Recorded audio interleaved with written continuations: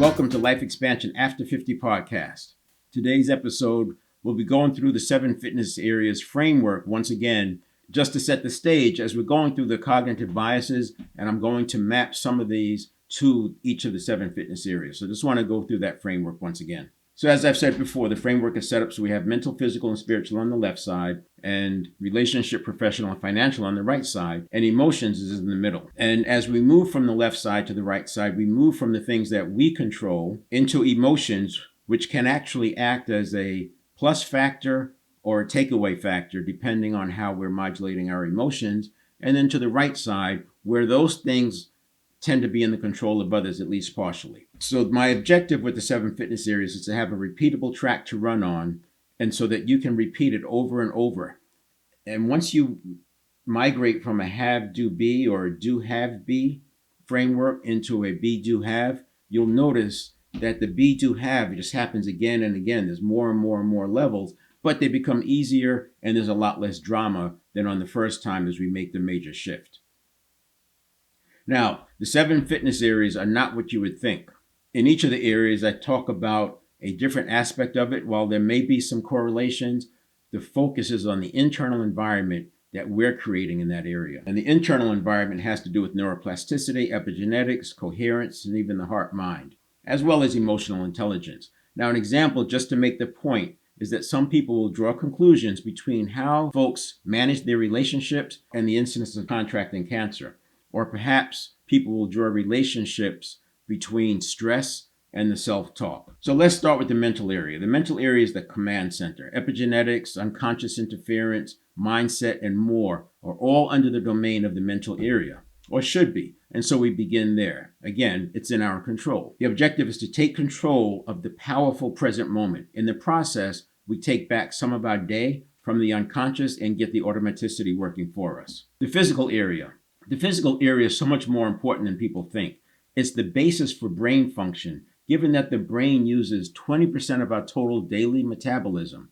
Now, even if it has to leach what it needs from other parts of the body, consider serotonin, often thought of as a brain chemical, is primarily in the gut. The objective is to learn to manage your physiology because it impacts your performance in all areas. Now, for context, we can exist for seconds without blood, minutes without air, days without water, and weeks without food. This gives us a clue to the importance of clean blood, deep breathing, and proper hydration.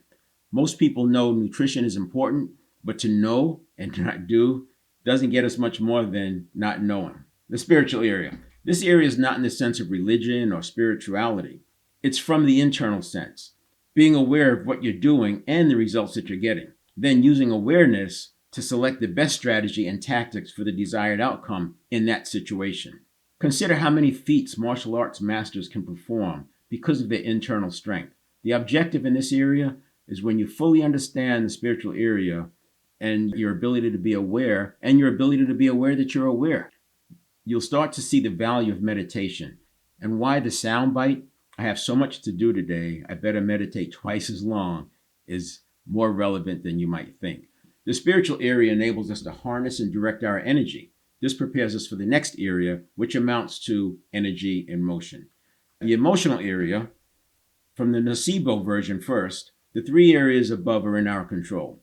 So is the emotional area, but it's also the easiest one to be hijacked, and often the hijacking comes from our internal perceptions, from our thinking or focus. It's also one that, in my opinion, is often misused. The objective, modulating emotions, not suppressing them, is the objective.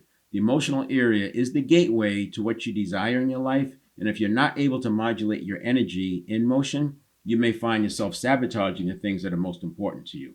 Now, let's look at the emotional area, the placebo version.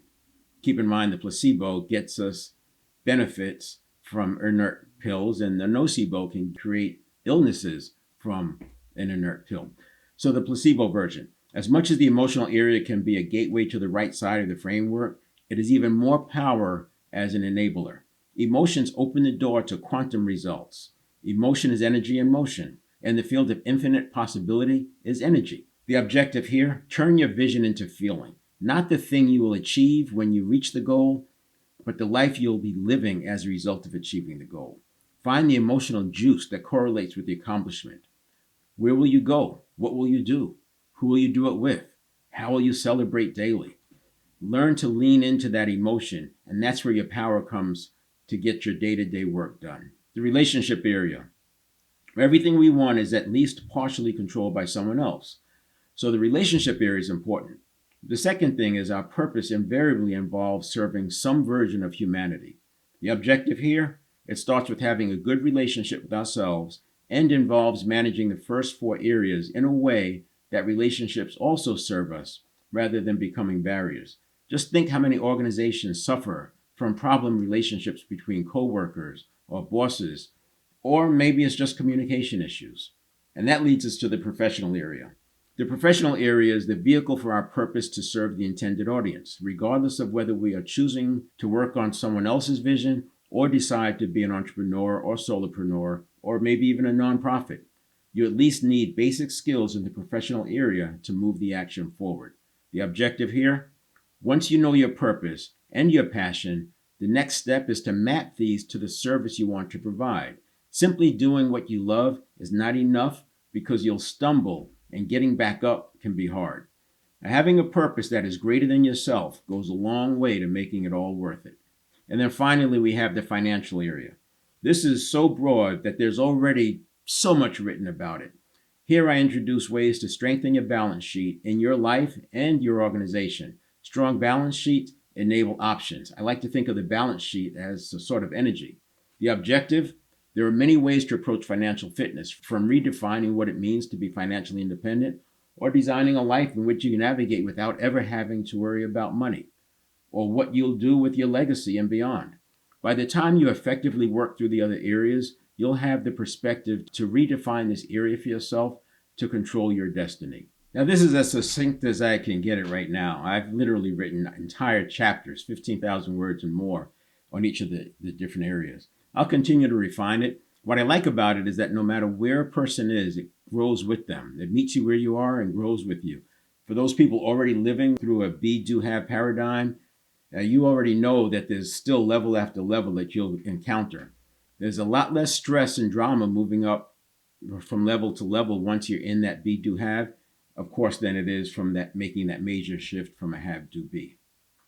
Now, for these transformations, they'll even get easier. In the future, you'll find yourself going from hoping it's going to work to expecting that it'll work to knowing that it's going to work.